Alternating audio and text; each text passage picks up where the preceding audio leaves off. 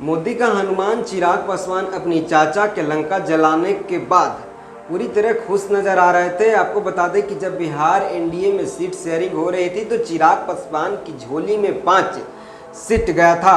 उसके बाद से उनके चाचा यानी कि पशुपति कुमार पारस पूरी तरह से नाराज थे और उन्होंने प्रेस कॉन्फ्रेंस करके कहा था कि मेरे साथ नाइंसाफ़ी किया गया है।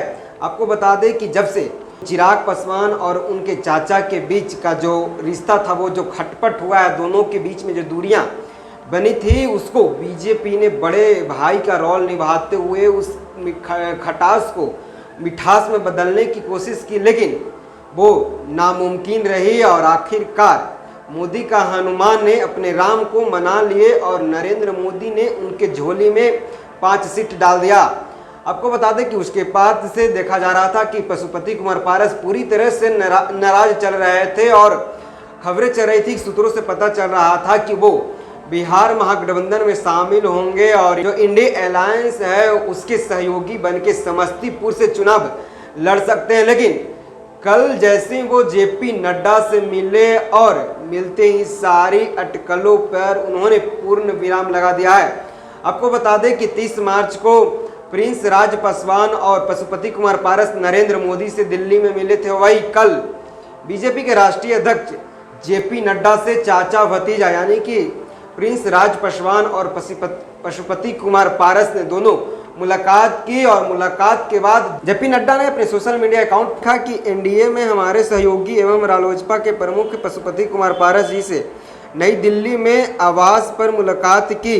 एनडीए सदस्य के नाते पशुपति जी ने प्रधानमंत्री मोदी जी के नेतृत्व में लगातार अच्छे कार्य किए।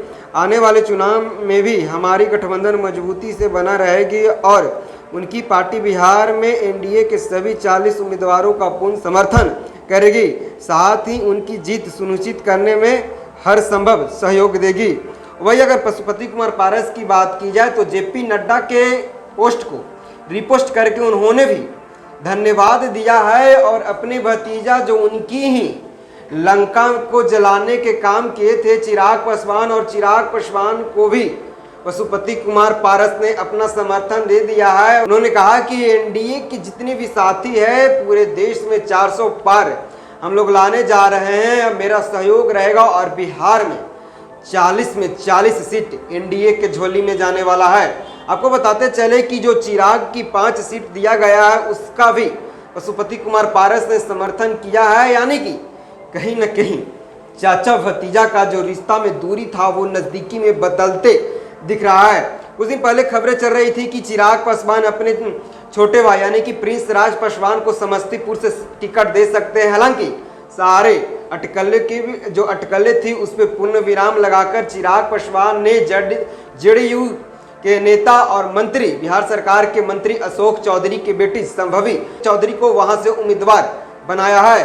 लेकिन जिस तरह से पशुपति कुमार पारस ने जेपी नड्डा से मिले और साथ में उनके भतीजा यानी कि प्रिंस राज पासवान दोनों खुशी खुशी मिले और पोस्ट जिस तरह से किए हैं पॉजिटिव पोस्ट, एनडीए के लिए फायदा है। एनडीए के लिए पशुपति कुमार पारस वोट भी मांगेंगे और सबसे बड़ी बात उन्होंने चिराग को भी समर्थन दिया है। तो क्या अब मान लिया जाए कि पशुपति कुमार पारस और चिराग पासवान जो चाचा भतीजा का रिश्ता है, जो उनके पिता यानी कि रामविलास के जाने से पहले जैसी रिश्ता थी वैसी बरकरार अब होगी?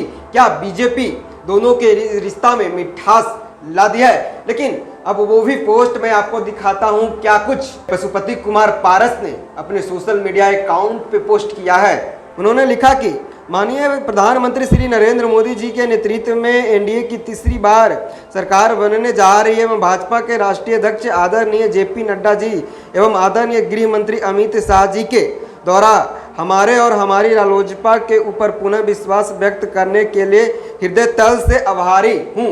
यानी कि पशुपति कुमार पारस पूरी तरह से दिल से एनडीए को समर्थन दे रहे हैं। तो अब पशुपति कुमार पारस जहां मोदी जी से नाराज चल रहे थे, उन्होंने कहा कि मोदी जी हमें दरकिनार किया है, ना इंसाफी मेरे साथ हुआ है, लेकिन अब रिश्ता पूरी तरह अच्छा है। यानी कि चिराग पासवान और पशुपति कुमार पारस में कुछ मिठास आ रही है। तो मैं इस सवाल को आपसे पूछ रहा हूं, क्या पशुपति कुमार पारस बिहार में एनडीए को समर्थन देंगे? तो 40 में 40 सीट बिहार में एनडीए जीतेगी। फिलहाल इस खबर में इतना ही। हाँ, मेरा प्रश्न का आंसर आप कमेंट बॉक्स में जरूर दीजिएगा। धन्यवाद।